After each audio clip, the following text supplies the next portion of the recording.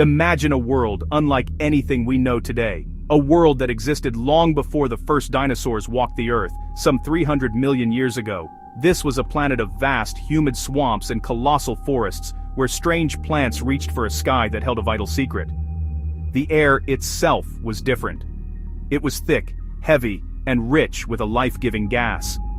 If you could take a breath in this ancient time, it would feel incredibly potent, almost dizzying. This was the Carboniferous period, an age when the atmosphere was saturated with nearly 35% oxygen, a stark contrast to the 21% we are accustomed to in our modern world. This super-oxygenated environment was the key that unlocked a truly spectacular chapter in the story of life.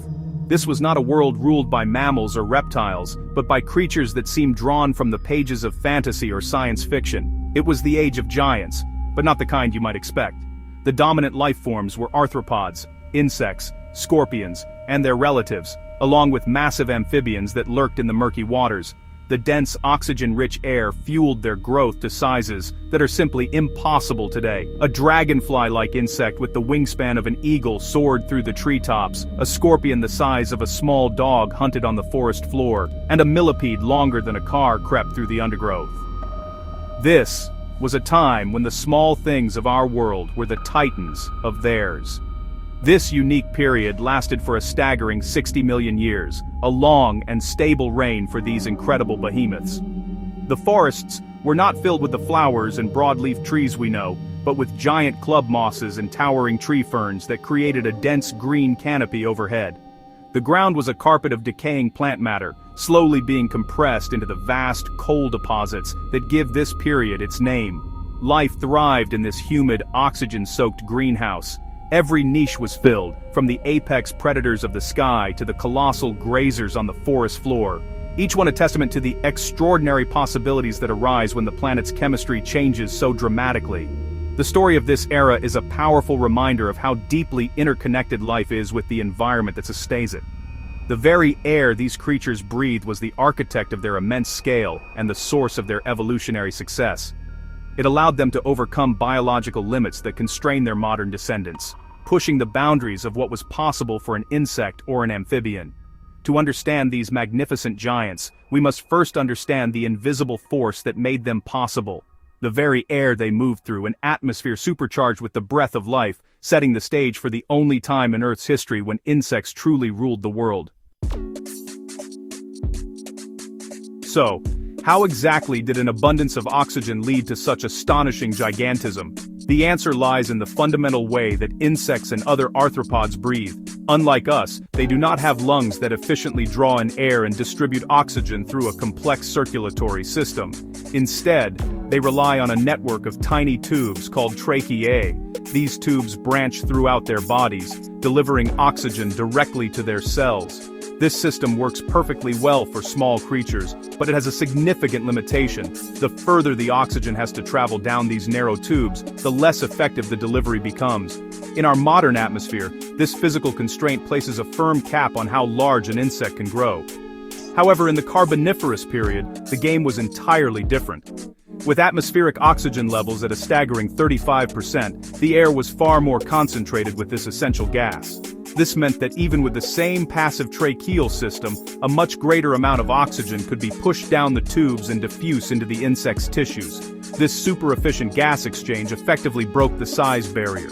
The high concentration of oxygen allowed bodies to become larger, limbs to grow longer, and muscles to become more powerful, all while being adequately supplied with the fuel they needed to function. The air itself was so rich that it could penetrate deeper and faster, supporting bodies on a scale that seems impossible by today's standards. This principle didn't just apply to insects. The giant amphibians of the era, like the mighty Prionosuchus, also benefited immensely. While they had rudimentary lungs, many amphibians also breathed through their moist skin, absorbing oxygen directly from the air and water. In a world where both the atmosphere and the water were saturated with high levels of oxygen, their bodies could grow to enormous proportions without their respiratory systems failing them.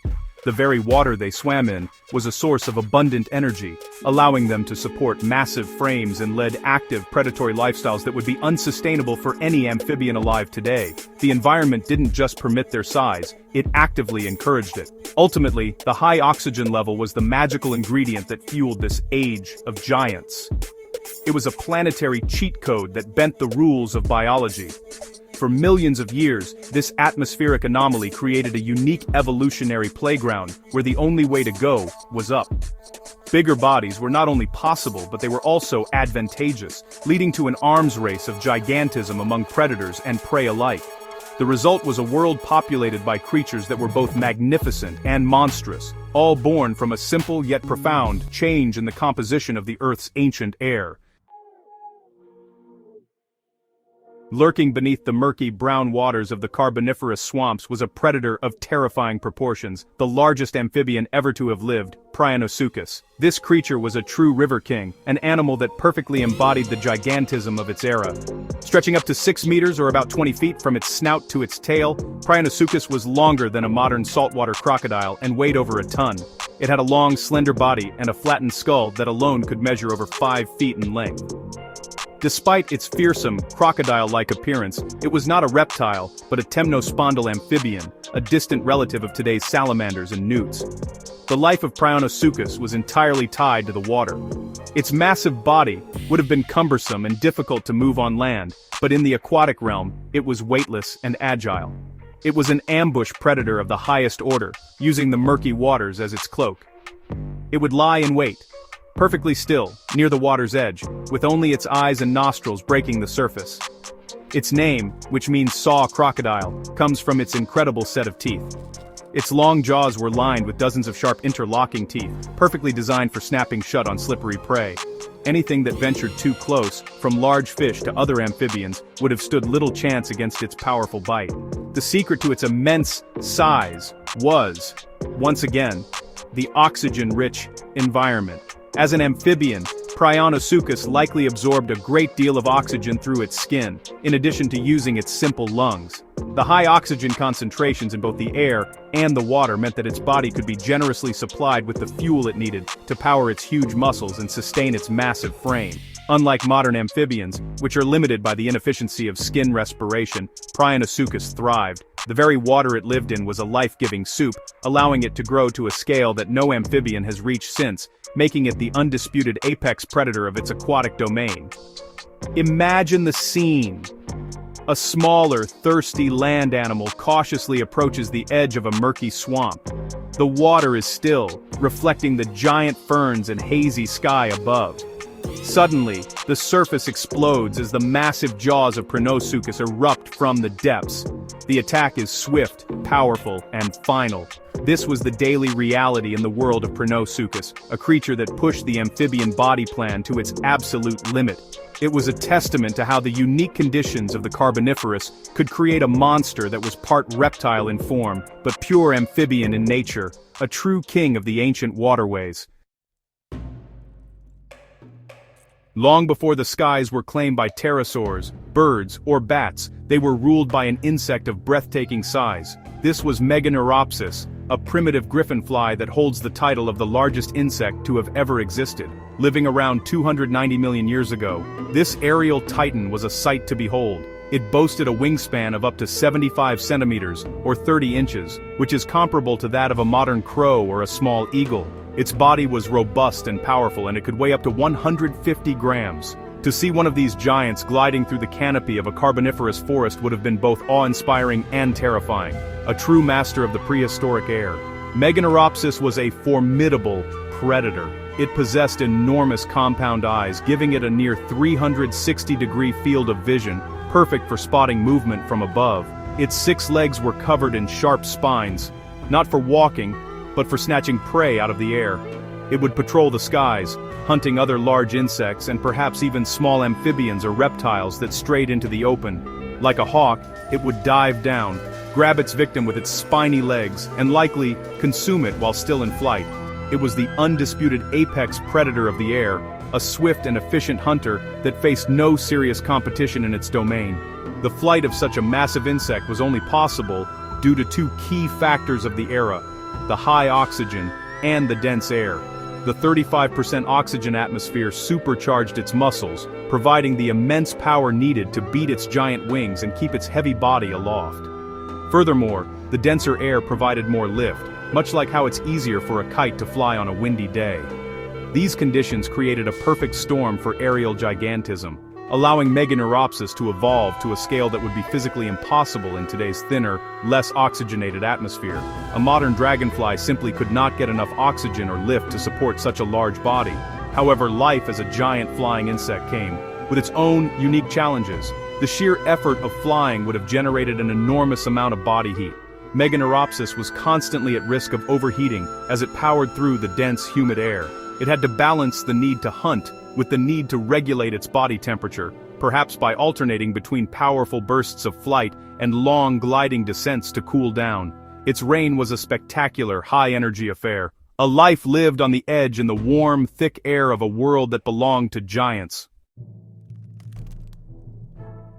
Scuttling across the ancient landscapes of what is now Scotland, some 335 million years ago, was a creature that would have haunted the nightmares of any modern human. This was Pulmonoscorpius, the breathing scorpion. While today's scorpions are typically small, nocturnal creatures that hide from the sun, Pulmonoscorpius was a giant that really defied this mold. It could reach a length of 70 centimeters, or about 28 inches, making it roughly 3 times larger than the biggest scorpion alive today. This was not an animal that hid in the shadows, it was a bold and active predator that hunted in broad daylight. What made Pulmonoscorpius so different from its modern relatives wasn't just its size, but also its hunting strategy. Fossil evidence reveals that it had massive, well-developed compound eyes, far larger in proportion to its body than those of today's scorpions, which often have very poor vision. This indicates that Pulmonoscorpius was a visual hunter. It didn't rely on surprising its prey from a hidden burrow. Instead, it would have actively pursued its victims across the forest floor, using its keen eyesight to track them down. Its large claws and formidable stinger would have made it a deadly opponent for any smaller amphibians or large insects that crossed its path. The key to its large size and active, daylight hunting lifestyle was its incredibly efficient respiratory system, which gave the creature its name. Pulmonoscorpius breathed using book lungs, which are stacks of thin, air-filled plates that resemble the pages of a book. In the high-oxygen atmosphere of the Carboniferous, this system was supercharged. It could absorb a massive amount of oxygen, fueling the scorpion's large body and high metabolism. This allowed it to be energetic and active during the day, a lifestyle that would cause a modern scorpion of that size to quickly exhaust its oxygen supply. It was a perfectly adapted killing machine for its time. Imagine for a moment walking through the giant fern forest and seeing this armored behemoth on the prowl. Its segmented tail, tipped with a venomous stinger, would be arched high over its back, ready to strike. Its large eyes would be scanning the environment, searching for its next meal. Pulmonoscorpius represents a completely different evolutionary path for scorpions, one that was only possible during this brief window of high oxygen. It was a daytime terror, a visual predator that turned the tables on what it meant to be a scorpion, all thanks to the special air it breathed. Among the giants of the Carboniferous, perhaps none was as imposing or as alien as Arthropleura. This colossal creature was a relative of modern-day millipedes and centipedes, but it dwarfed them on a scale that is, honestly, pretty difficult to comprehend. Arthropleura grew to be over 8 feet long and weighed an estimated 50 kilograms, or about 110 pounds. It was the largest land-dwelling arthropod of all time. Its body was wide, flat, and protected by thick, armored plates. Moving on a multitude of legs, somewhere between 32 and 64 of them, it would have created a distinctive rustling sound as it navigated the forest floor, a true titan of the undergrowth. For many years, scientists believed that Arthropleura must have been a fearsome predator, using its immense size to overpower and consume other animals. Its sheer scale made it seem like a monster. However, recent fossil discoveries have completely changed this picture. Analysis of fossilized gut contents and the structure of its mouthparts now strongly suggests that Arthropleura was a herbivore. It was not a terrifying hunter, but a gentle giant, using its size to protect itself from predators as it munched on the decaying plant matter, spores, and soft vegetation of the swampy forests. It was the prehistoric equivalent of a giant armored cow. Like the other giants of its time, Arthropleura's incredible size was a direct result of the oxygen-rich atmosphere. As an arthropod, it breathed through a tracheal system of tubes. The 35% oxygen concentration allowed this simple system to supply its enormous, elongated body with the energy it needed. In today's atmosphere, oxygen wouldn't be able to penetrate deep enough into such a large frame, and the creature would effectively suffocate. The largest millipede today is just over a foot long, a mere shadow of its ancient ancestor. Arthropleura represents the absolute peak of what this body plan could achieve under ideal environmental conditions. Picture this armored behemoth slowly and deliberately making its way through the dense foliage of a coal forest. Its many legs move in a hypnotic, wave-like motion as it pushes through giant ferns and fallen logs. It was not a creature of speed or aggression, but one of immense, unstoppable presence. Arthropleura was a moving fortress, a peaceful grazer in a world of giants, and a powerful symbol of how a simple change in atmospheric chemistry could create one of the most bizarre and wonderful creatures in the history of our planet. Its fossils are found as trackways in ancient stone, the footprints of a giant that once peacefully roamed the earth. Life in the Carboniferous was a constant, high-stakes drama played out on a colossal scale. For the giants, every day was a struggle for survival, a balance of hunting, feeding, and avoiding becoming a meal themselves. In the skies, Meganeuropsis would begin its day by warming its massive flight muscles, perhaps basking in the morning sun before taking to the thick, humid air. Its world was a three-dimensional hunting ground. From its vantage point, it would scan the swamplands below, its huge, compound eyes watching for the telltale movement of its prey, maybe a smaller, unwary insect, or even a juvenile amphibian near the water's edge. A swift dive, a grab with its spiny legs, and the hunt would be over. Down on the forest floor, the world was a different kind of battlefield. The giant scorpion, Pulmonoscorpius, would patrol its territory in the bright daylight, a stark contrast to its modern kin. Its excellent vision would allow it to spot movement from a distance.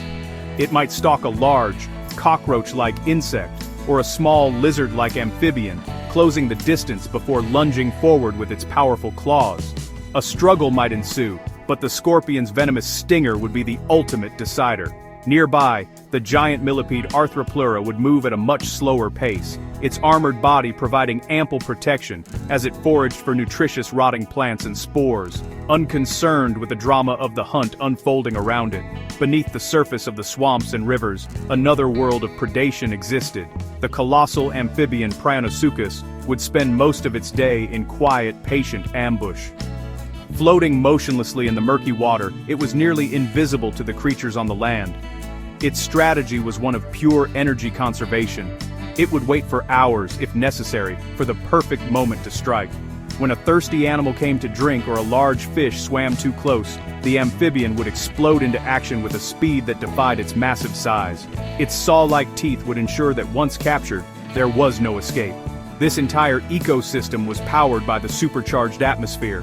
The high oxygen levels fueled the high-energy lifestyles of the predators and allowed the herbivores to grow large enough to defend themselves.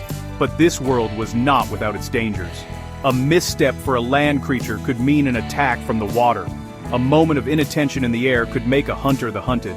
Even the very act of flying for Meganeuropsis was a dangerous balancing act against overheating. It was a world of spectacular life and sudden death, all playing out under a hazy sky in an atmosphere that made giants possible. The 60-million-year reign of the giants was not destined to last forever. The very factor that had enabled their spectacular rise, the planet's unique atmosphere, would also become the instrument of their downfall. Around 250 million years ago, at the end of the Permian period, the Earth experienced the most severe mass extinction event in its history, an apocalypse now known as the Great Dying. This cataclysm was triggered by a series of colossal volcanic eruptions in what is now Siberia. For thousands of years, volcanoes poured unimaginable amounts of lava, ash, and toxic gases into the atmosphere. These volcanic eruptions had a catastrophic effect on the global climate, and most importantly, on the air itself. The massive release of gases like carbon dioxide and sulfur dioxide led to runaway global warming and acid rain, poisoning the land and the seas. But the most devastating blow for the giant arthropods and amphibians was a drastic change in atmospheric oxygen. As the world's forests died off and ocean chemistry changed, the planet's ability to produce oxygen was crippled. Atmospheric oxygen levels plummeted from the lush 35% of the Carboniferous and Permian to as low as 12%, even lower than today's 21%. For the giants, this was a death sentence. Their enormous bodies and specialized respiratory systems were exquisitely adapted to a high oxygen world. As the air grew thin, they began to suffocate. The tracheal tubes of Arthropleura and Meganeuropsis could no longer deliver enough oxygen to sustain their massive frames. The book lungs of Pulmonoscorpius became tragically inefficient. The skin and simple lungs of Prionosuchus could no longer absorb enough oxygen from the depleted water and air to power its huge body. The very source of their strength had been pulled out from under them. The extinction was not instantaneous, but a slow, agonizing decline. Over thousands of years, these magnificent creatures struggled to survive in a world that was becoming increasingly hostile. Smaller animals with more efficient respiratory systems and lower metabolic needs were better equipped to cope with the thin air. The giants, once the rulers of the planet, were now evolutionary dead ends. Their gigantism, their greatest asset, had become their fatal flaw. They vanished from the earth, leaving behind only fossilized remains as evidence of their time as masters of the world. The age of giant insects and amphibians was over. The extinction that wiped out the great arthropods and amphibians was a profound turning point in the history of life. When the dust settled and the planet's systems began to slowly recover, the world was a very different place. The ecological niches once occupied by giants like Prionosuchus and Meganeuropsis were now empty, waiting to be filled. The atmospheric conditions that had allowed for their incredible size were gone, and with them, the possibility of insects and amphibians ever reaching such proportions again. The rules of life on land and in the air had been permanently rewritten. This great clearing of the slate paved the way for a new group of animals to rise to dominance: the reptiles. Better adapted to the drier, low-oxygen conditions of the new Triassic period, reptiles possessed more efficient lungs and circulatory systems. They were not dependent on moist skin for breathing and could conserve water more effectively.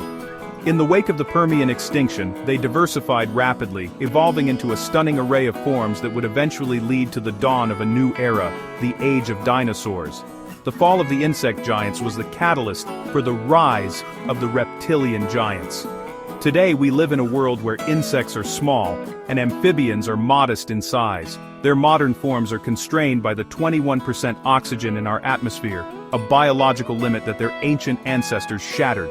A dragonfly will never again have the wingspan of an eagle, and a scorpion will never again be the size of a dog.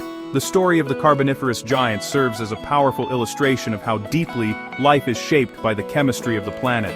It is a reminder that the world we see today is just one possible version of life, and that under different conditions, evolution can produce results that are truly strange and wonderful.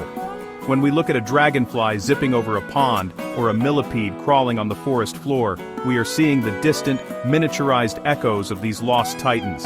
They are living fossils that carry the legacy of a time when their ancestors ruled the world. The era of giant insects was a unique and fleeting chapter in Earth's history, a spectacular experiment driven by an oxygen-rich atmosphere. It shows us that for a glorious 60 million years, our planet was a realm of monsters and marvels, a time when the world truly belonged to the bugs,